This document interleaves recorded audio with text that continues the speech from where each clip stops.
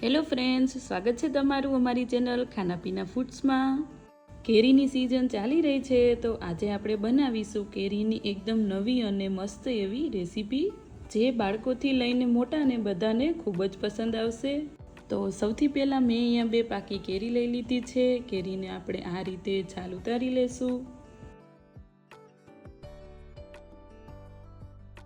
અને ત્યાર પછી કેરીને આપણે આ રીતે કટ કરીને એક મિક્સર જારમાં એડ કરીશું।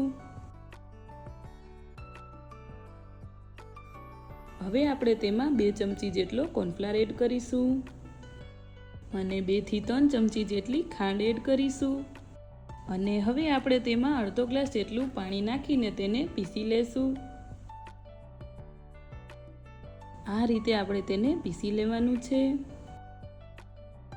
અને ત્યાર પછી આપણે તૈયાર કરેલા બેટરને એક પેનમાં એડ કરી દેશું અને હવે આપણે તેને સતત હલાવતા જઈશું અને તેને પકવી લેશું। એક વસ્તુનું ખાસ કરીને ધ્યાન રાખવાનું છે, ગેસની ફ્લેમને આપણે મીડિયમ ટુ લો રાખવાની છે અને તેને આપણે સતત હલાવતા રહેવાનું છે। 5 મિનિટ જેટલો સમય થઈ ગયો છે। તમે જોઈ શકો છો આપણી કેરી એકદમ જેલી જેવા ફોર્મમાં થઈ ગઈ છે। આ રીતે બેટર જેલી જેવું થઈ જાય એટલે આપણે ગેસની ફ્લેમને બંધ કરીને તેને નીચે ઉતારી લેશું। ત્યાર પછી મેં અહીંયા ઢોકળિયાની જે વાટકી આવે એ લીધી છે। હવે આપણે એ બેટરને વાટકીમાં સેટ થવા માટે ભરી લેશું। આ રીતે આપણે બધી જ વાટકી ભરી લેશું।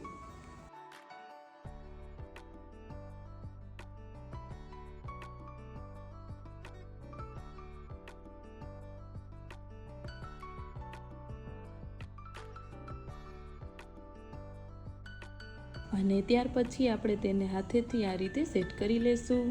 હવે આપણે તેને ફ્રીજમાં 4 થી 5 કલાક માટે ઠંડુ થવા મૂકી દેશું। 4 થી 5 કલાક જેટલો સમય થઈ ગયો છે તો હવે આપણે તેને બહાર કાઢી લેશું અને ત્યાર પછી આપણે તેને ચાકુની મદદથી આ રીતે બહાર કાઢી લેશું। તમે જોઈ શકો છો આપણી જે મેંગો ડિલાઇટ છે તે એકદમ આસાનીથી ડિમોલ્ડ થઈ ગઈ છે। એવી જ રીતે આપણે બધી જ મેંગો ડિલાઇટને બહાર કાઢીને ત્યાર પછી તેની ઉપર આપણે નારિયેળનું છીણ લગાવી લેશું। આ રીતે તેના ઉપર નારિયેળનું છીણ લગાવવાથી તેનો ટેસ્ટ ખૂબ જ સારો આવે છે, તો તમે પણ નારિયેળનું છીણ જરૂરથી લગાવજો। તો હવે આપણે તેને સર્વિંગ પ્લેટમાં સર્વ કરી લેશું। તો તૈયાર છે આપણી મેંગો ડિલાઇટ। તમે જોયું ને તેને બનાવવી કેટલી સહેલી છે। તો આ કેરીની સિઝનમાં તમે એક વખત મારી આ રેસીપી જરૂરથી ટ્રાય કરજો અને તમને આ રેસીપી કેવી લાગી એ કોમેન્ટ કરીને જરૂરથી જણાવજો। જો તમને મારી આ રેસીપી ગમી હોય તો વિડીયોને લાઇક, શેર અને ચેનલને સબસ્ક્રાઈબ જરૂરથી કરજો।